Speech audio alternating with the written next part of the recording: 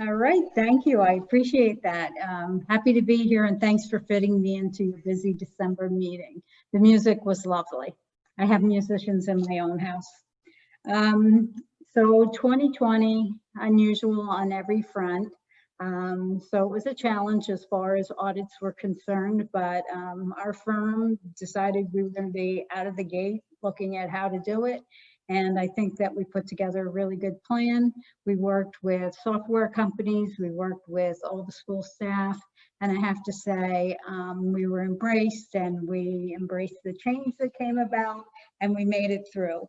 And now we are desperately trying to get audits issued. So in case I get so wrapped up that I forgot to mention, we were waiting to issue the report because we were waiting for other post-benefit information from the Division of Pensions.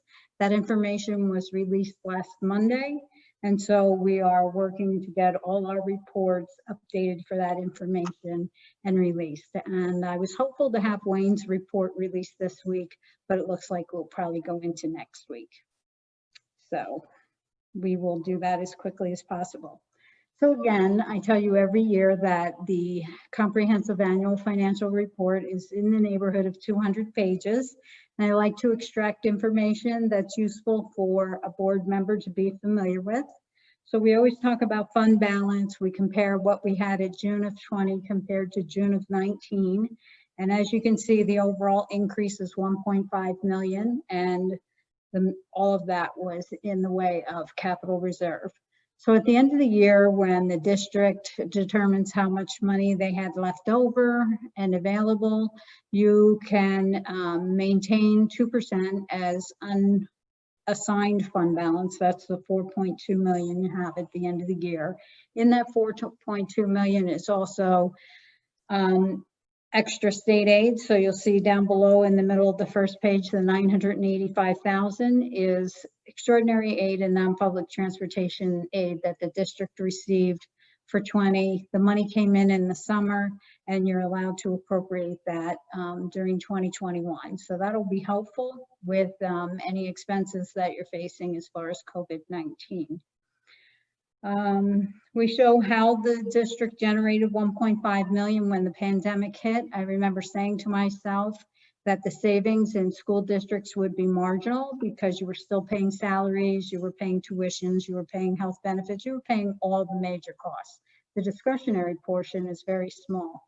But I was very happily surprised as we've gone through audits. We do over 80 school audits in our firm to find out that there really was some savings. So Wayne experienced that as well. So the unexpended balance of the budget was 6.2 million. You only had 300,000 in open purchase orders at the end of the year. So it was 5.9 million. That was up about 1.2 million over last year. So that's really what you achieved in the year of the 3.5 months of the pandemic.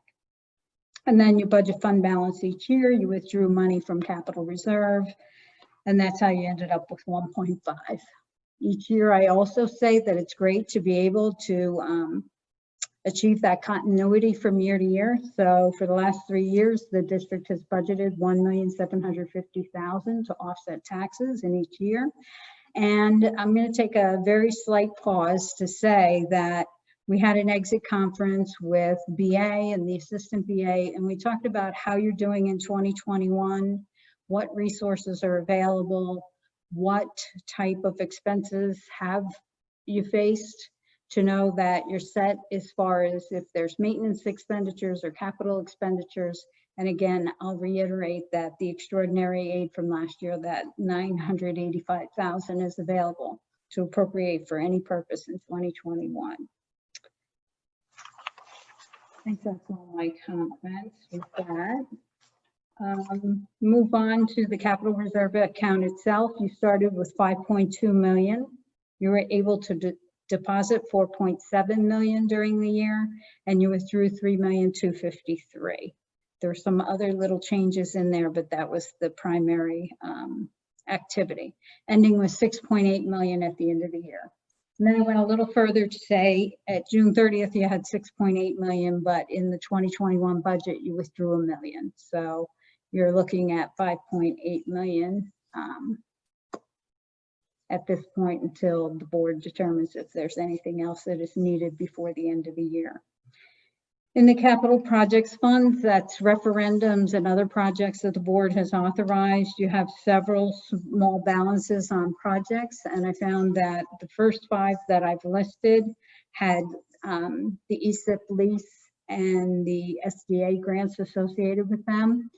They have all been closed out in the fall. I think it was October, and so all of that is gone and cleaned up. Move into your enterprise funds, the food service fund. I remember the day the pandemic hit, I happened to be with 2 of my good friends who are school business officials. And the first thing that they talked about was feeding the students. And I said, oh my God, of all the things that you have to worry about in a day, that was the number one. So I show you the difference in revenues and expenditures for the year. Obviously, the revenue was down, the expenses were down, and the district has negotiated with your food service management company to compromise on the guarantees and try to help the district sustain.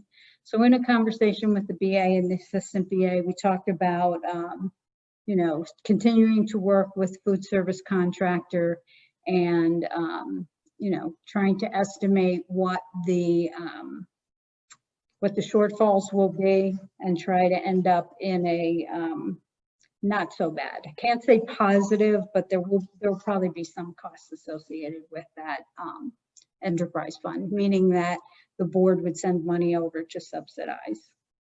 But again, Bill and Cheryl will be in touch with me, and we share ideas as to how to manage it. The extended day program, this year, the district goes for the Certificate of Excellence. And one of the comments was that if there are salaries being paid out of an enterprise fund, it has to bear part of that long-term liability for pension. So this year we implemented that. So when I show you the change in revenue and expenditures, it's off by 700,000 because we did a proration of the pension liability. So where we say at the end of the year, the unrestricted net position was a negative 411. If you add the 700 back, you really had a positive balance of 300,000 there. Again, in conversations with Bill and Cheryl, it's going to be challenging, but both of them have their eyes and ears on it, and they're going to make whatever changes necessary. The wraparound program for the half day after kindergarten ended with an unrestricted net position of 41,000. Then we talk about the long-term liabilities of the district. You have bonds, you have premiums with the bonds, you have some capital leases, you have the net pension liability, which in the last 3 years has been decreasing, and compensated absences, which are the unused days that the staff have accrued. And then you see where we allocated a portion of the net pension to the extended day program. One comment I wanted to make is that the district's bonds are going to be paid off in the year 2024. And so, you know, whatever the district's capital needs are, I don't know if you've already started to think about a referendum or what the needs are, but the debt service will be paid off in another 3 years. And that was pretty much the financial end of it.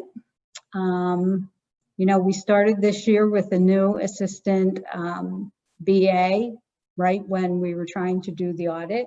And I have to say, she hit the ground running on the first day, closing out funds in her very first days in the district. And she and Bill work well together, and they're a great team to work with. Also, you have a new treasurer. So some of the issues that we've had in the past 2 or 3 years are no longer an issue. So I'm so happy to report that Wayne is in great shape, great people, and there's really reason why there are no recommendations. People take everything to heart and seriously, and it makes our jobs wonderful. So we just made a little management suggestion, making the board aware that GASB 84 deals with fiduciary funds, was supposed to be implemented for this past fiscal year ending June of 20. They extended it because of the pandemic until June of next year. Again, you have wonderful staff. We are educated on the topic, and so we will interact and we will plan and work with your people to make sure they're in the best of shape.